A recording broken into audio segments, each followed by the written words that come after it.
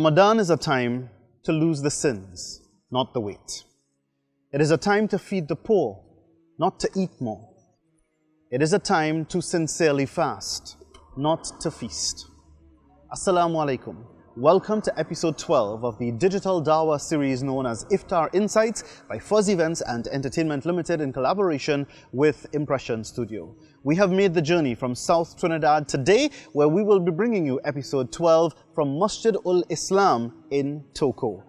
As we get set to begin, let's take a walk inside. We'll meet up with the Imam and see how things are done quite differently here on the Northeastern Peninsula.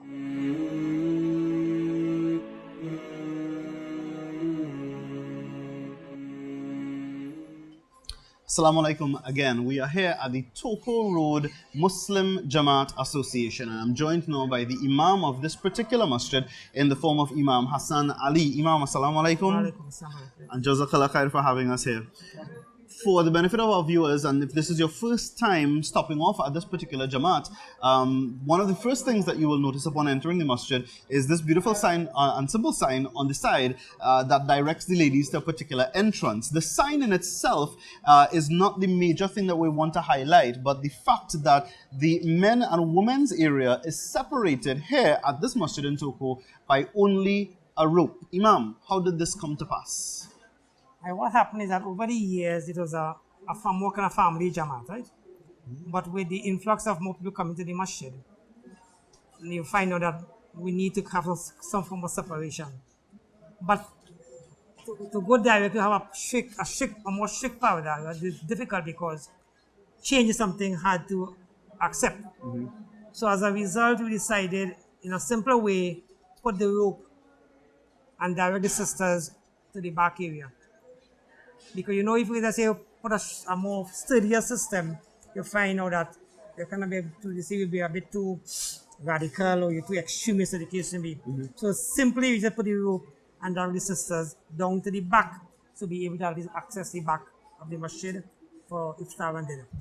And what a wonderful tactic it is, playing to the human psyche and making the change happen slowly and incrementally over a period of time. So for now, what this community requires, according to the Imam, is a parda. They understand the need for it, but they're not going to do anything heavy or anything that is too sturdy or that can be seen as too drastic or draconian. Parda here at this Jamaat in Toco begins with a rope.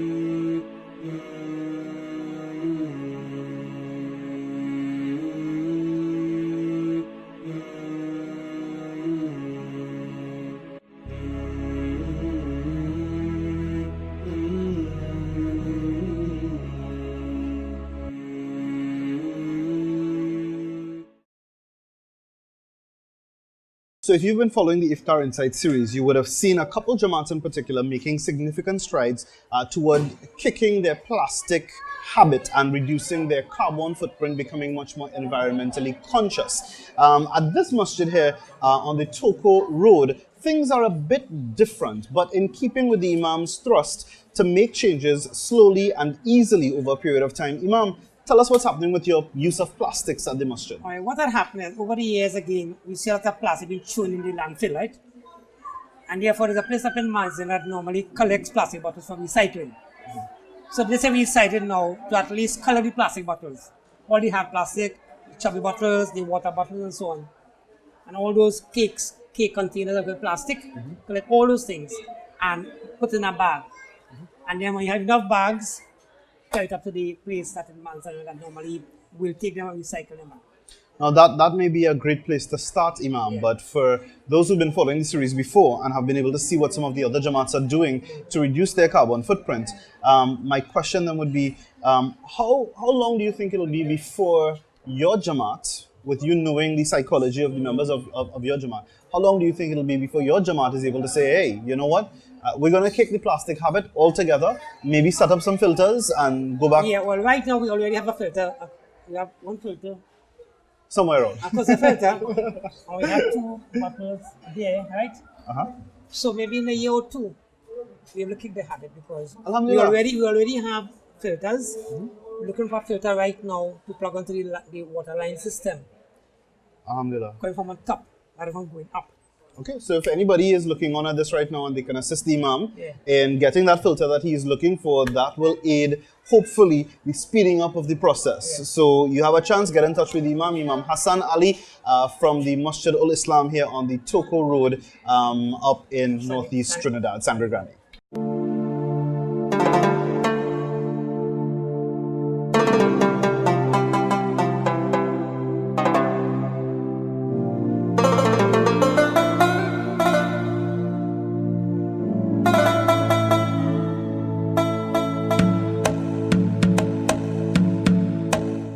Assalamu alaikum.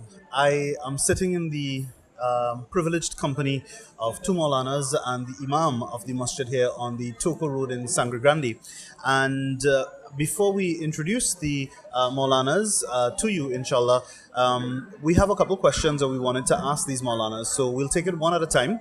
And I'll begin with Maulana Fawaz, who is originally from Guyana, but he spends most of the year at this Jamaat here on Toco Road in Sangre Grande. So this is his home away from home for all intents and purposes. My question, Maulana, Assalamu alaikum.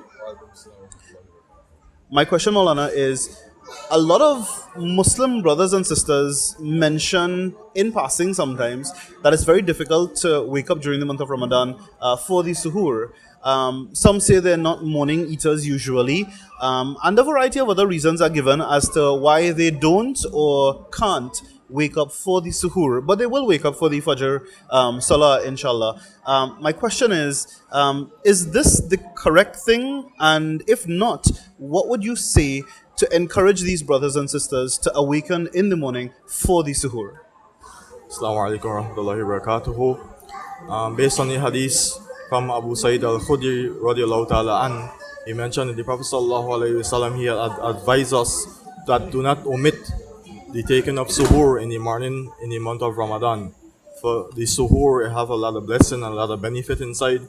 And like this, due to one taking suhoor, it may not be a complete meal, but even the sip of a water, the angels they make a lot of dua for these individuals, as well as the Allah subhanahu wa ta'ala, He descends His special grace and favors, so that even for the sip of water. So no need in taking a whole meal if one can't, take a whole meal so early in the morning, but just a sip of water with the intention of following the sunnah to the Prophet sallallahu alaihi wasallam. And by doing this, then the barakat gain in suhoor will take on the individual throughout the entire day, inshallah. Jazakallah khair, Maulana Fawaz. And switching gears very quickly, Maulana, Assalamu alaikum. Could you please remind me of the name? Imdadullah. Imdadullah. Maulana Imdadullah, originally from Barbados, and he is at the masjid here on the Toco Road in Sangre Grande for the month of Ramadan, where he is leading the Taraweeh Salah. Maulana, my question, we move from the suhoor to the iftar. And my question is, a lot of folks have observed in looking at this video series so far that the imams and other elders, seniors in the masjid and Muslims generally, they get a bit antsy when it is approaching the time of breaking the fast. And for non-Muslims in particular, it can be seen sometimes as though a Muslim may be counting down the minutes in the final few minutes toward the break of fast. Why is this the case, and why is this actually a recommended practice? Bismillahir Rahmanir Rahim. On the base of Riyadh al-Salihin, I have one hadith mentioned by Sahil ibn Sa'ad radiyallahu ta'ala, who narrates that the Prophet sallallahu alaihi wasallam mentioned that people will continue experiencing blessing in breaking the fast as long as they hasting in it. Because we see in hadith mentioned in Bukhari and Muslim, and especially in Kitab al-Siyam, in Bukhari have it that you shall open your fast as quick as possible. And the other thing that At the time of breaking fast, the angels especially making dua for us. That's why you see many people as Azan call, or before, like in Trinidad, before Azan, the Imam will make the dua and then we break the fast and then the Azan is called. That's why we break the fast as quick as possible, that we get the reward and we get the duas from the angels. I mean, Alhamdulillah, Jazakallah khair, Maulanas. Allah intends not hardship for any of us. And so all of these matters are simply geared toward making things easier for the believers and for the Muslims. So there is great blessing, as Maulana said, in waking up for the suhoor, even if it is simply for a sip of water. And as Maulana also said, on my left, there is also great and immense blessing in breaking the fast on time as well, because Allah does not want hardship for you. So when the time comes to break the fast, there is no need to put that extra burden on yourself and continue the fast. That is why we hasten. So one of the reasons that we hasten to break the fast as well. Jazakallah khair, Maulanas. But I think it is only fitting, since we have both you Maulanas here with us tonight, that we give you an opportunity via this platform and hope inshallah that the message will be conveyed to those back at home in your respective homelands looking on at this Iftar Insights series. Maulana Sahab, is there any message you would like to send to your family members and your countrymen at home in Guyana during this holy month of Ramadan? Just like to wish everyone in Guyana as well as in Trinidad, a pleasant Ramadan Mubarak. As well at the same time, we should always be mindful of how of the favors of Allah Subhanahu wa Taala given to us for many people around the world. They don't even have the smallest of things to start the fast or break the fast. So we should thank Allah Subhanahu wa Taala for these favors, and at the same time remember those in need, inshallah. I mean, Maulana, is there anything you would like to say to family, friends, Jamaat, countrymen in Barbados? To all in Barbados, especially in Trinidad, and whoever listening, Ramadan Mubarak, and remember me especially in your duas at home in Barbados, and make dua that Allah accept my fasting and my staying in Trinidad as well. And one thing I experienced in Trinidad, that the Muslim brothers, alhamdulillah, in this masjid, is they have plenty love for me as well. Especially they open their heart for me, alhamdulillah, which I don't really see at home, but in Trinidad I saw it, alhamdulillah. They're always looking forward for me. May Allah accept them as well, and may Allah accept you all as well, who is doing this and sending out the message. Jazakallah.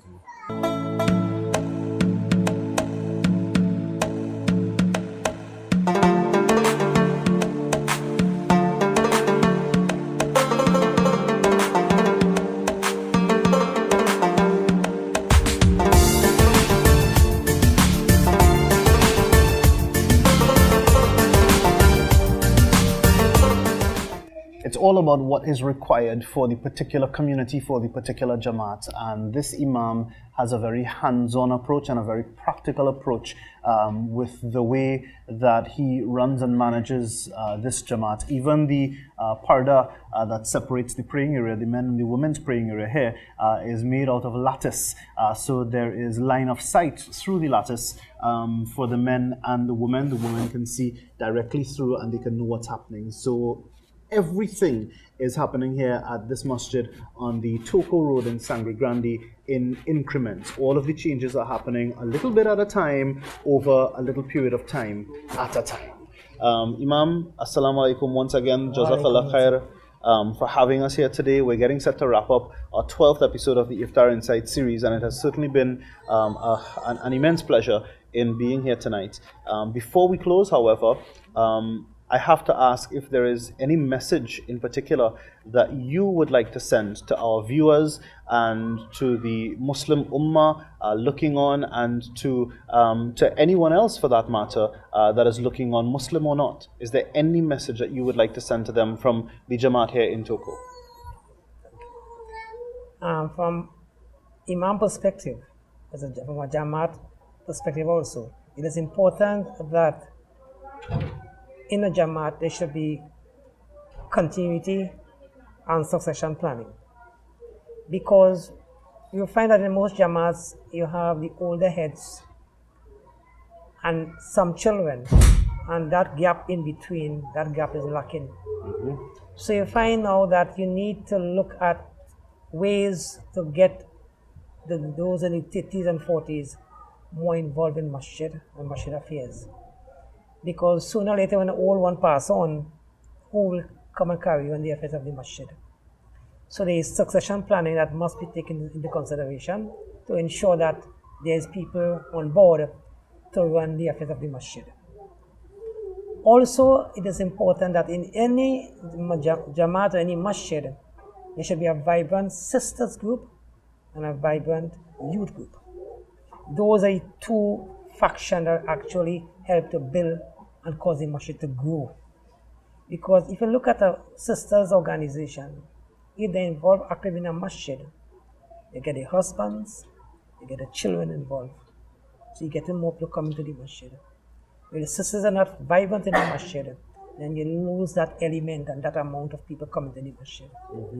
And therefore the youths are the one who will have to kind of move forward and carry the mantle down the road. If there's a vibrant youth group, you find out that will be impetus now to push the Jamaat forward. And in that context, it is important to note that there's going to be a cohesion Jamaat, a cohesive Jamaat, where everybody work together for the common goal, for the betterment of the masjid.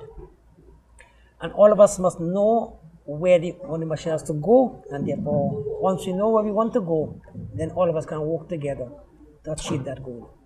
So it is important that as members of Jamaat, all Jamaats, there should be that cohesiveness and that togetherness and that bonding and the love and harmony. Because you find that sometimes people are so selfish and self-centered that they forget the ultimate goal in life is to build these barriers rather than to break them down. To build only barriers rather than build them.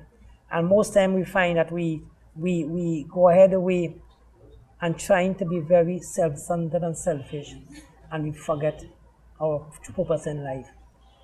And with the Jamaat role in trying to build the community and make a very vibrant Muslim community. So my final request here is to at least inform all Jamaats to try to get the different parties involved to have a more vibrant and cohesive unit within the community. And that way, inshallah, you can get good Jamaats and strong Jamaats. The changes here at this masjid may be incremental, but the wisdom is flowing over abundantly at this masjid here in Sangre Grande. The Imam has raised some very valid points, and I do hope that these points will come up for discussion immediately after Ramadan, after the focus is shifted from Ramadan and we start planning for the next year ahead, inshallah, in the lead up, inshallah, to the next Ramadan. I hope that we take this message from the Imam and start looking at the succession planning and start tackling these issues head on and take a page from this Jamaat here in Sangre Grande and start making the changes, even if they are but in increments at a time, inshallah. It has been an immense privilege and pleasure to have been here at the Masjid in Sangre Grande, Toco Road in Sangre Grande, Masjid-Ul-Islam.